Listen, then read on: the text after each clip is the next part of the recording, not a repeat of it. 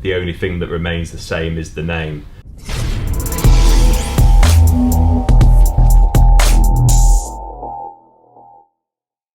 Hi, my name is Ben Hagens. I am a product trading specialist / brand ambassador for Asia for KEF.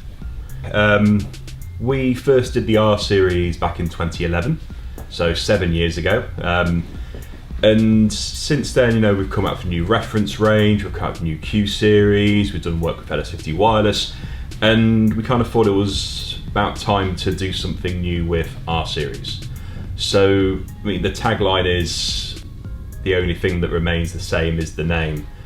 So we've done 1,043 changes to the R series range, and we now have a beautiful new R series.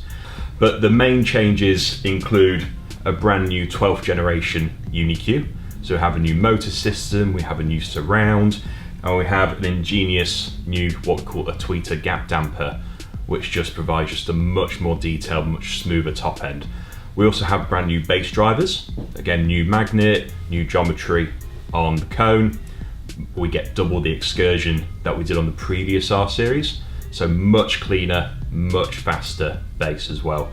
We've updated the bracing, we've updated the bass port, so it's the flexible style bass port that you see on LS50 in reference, and even the position of the bass port has been adjusted.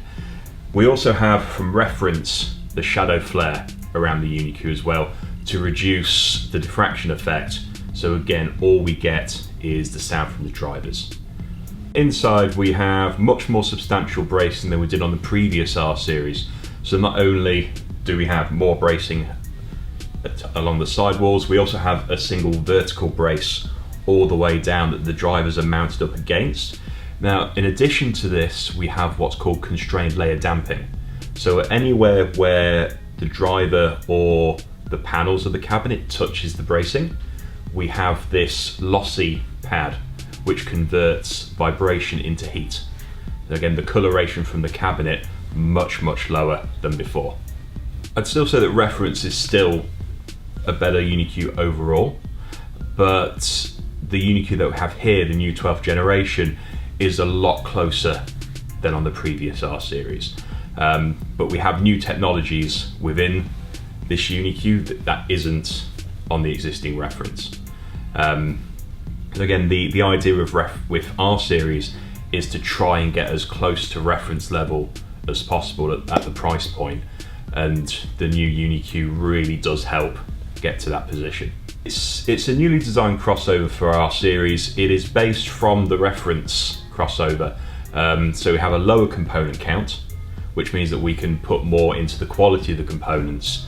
As an example, all of the inductors are now air core conductors rather than iron core, and the level of distortion is therefore a lot lower than before. So because we could do all the work on the drivers that we want, but if the crossover isn't up to par, then all of that hard work is wasted.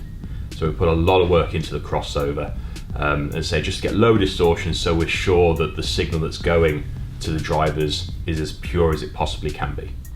Yeah, so what we have here is the R11. So this is the flagship of the range, as you say. So we have 4 bass drivers and the UniQ. We then come to the R7, where we remove a pair of the bass drivers, still same driver sizes.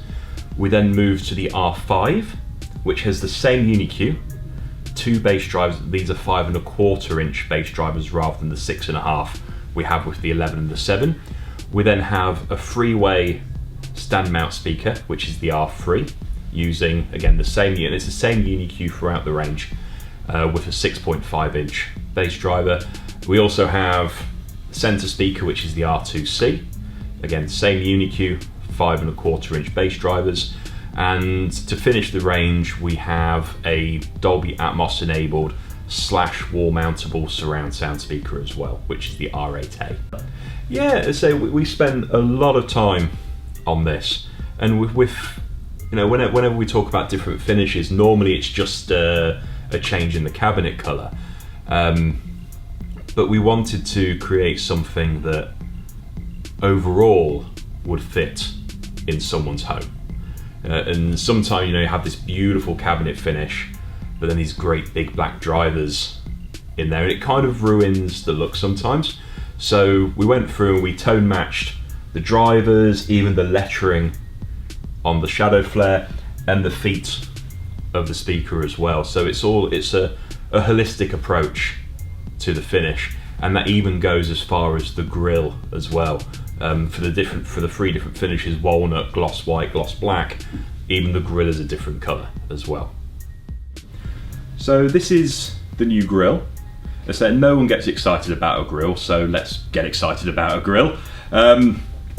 Much more than just a bit of security for those that have children or wayward pets.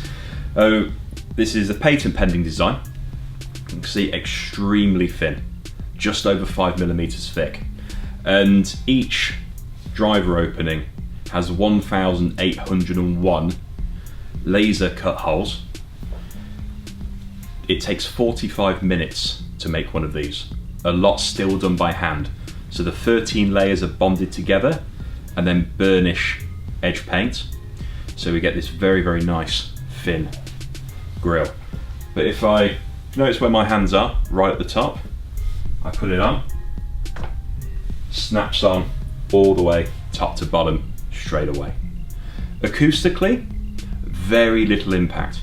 Because it's so thin and it comes up onto the baffle so closely, it's almost like a second baffle. So when you do have it on, the decrease in sound quality that you would normally get with a grille, much, much lower. So you can have that peace of mind that your drivers are protected, but still you're going to get great sound quality as well. And we're really excited for these. The initial response has been fantastic, and we're looking forward to sharing our series with the world. We're looking forward to have a listen session. So thank you, thanks a lot. Thank you very much, Ken. Thank you.